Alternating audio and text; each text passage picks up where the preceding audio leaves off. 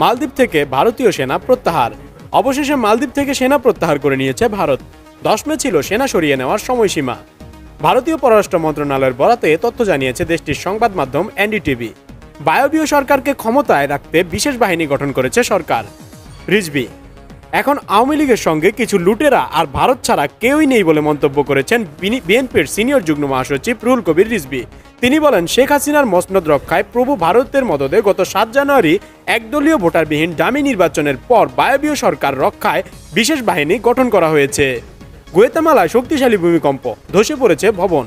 স্থানীয় সময় রোববার ভোর 5:39 দিকে দেশের দক্ষিণ পশ্চিমাঞ্চলে লাগোয়া সান মার্কোস প্রদেশে 6.5 মাত্রার শক্তিশালী ভূমিকম্প আঘাত এনেছে।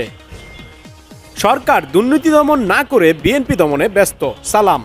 সারা দেশে দুর্নীতিতে ছেয়ে গেছে বলে মন্তব্য করেছেন বিএনপি চেয়ারপারসনের উপদেষ্টা এবং ঢাকা মহানগর দক্ষিণের আহ্বায়ক আব্দুস সালাম। তিনি বলেন, বাজার সিন্ডিকেট করে সরকার দলীয় ব্যবসায়ীরা দ্রব্যমূল্যের আগুন ধরাচ্ছে। সরকার এদিকে কোনো নজর নেই, নজর শুধু বিএনপির দিকে। পরবর্তী কর্মসূচি নিয়ে যুগপৎ আন্দোলনের শরিকদের সঙ্গে বিএনপির বৈঠক। যুগপৎ আন্দোলনের সঙ্গীদের সঙ্গে আবারও বৈঠক শুরু করেছে বিএনপি। বৈঠকে আগামীতে কী ধরনের কর্মসূচি দেওয়া যায় সেই বিষয়ে শরিকদের পরামর্শ চেয়েছে দলটি। ইউক্রেনের ক্ষেপণাস্ত্র হামলায় রাশিয়া নিহত অন্তত 7।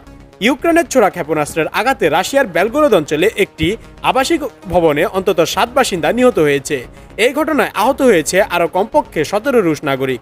রোববার রাশিয়ার সরকারি কর্মকর্তাদের বরাত দিয়ে ব্রিটিশ সংস্থা রয়টার্স এক প্রতিবেদনে তথ্য জানিয়েছে।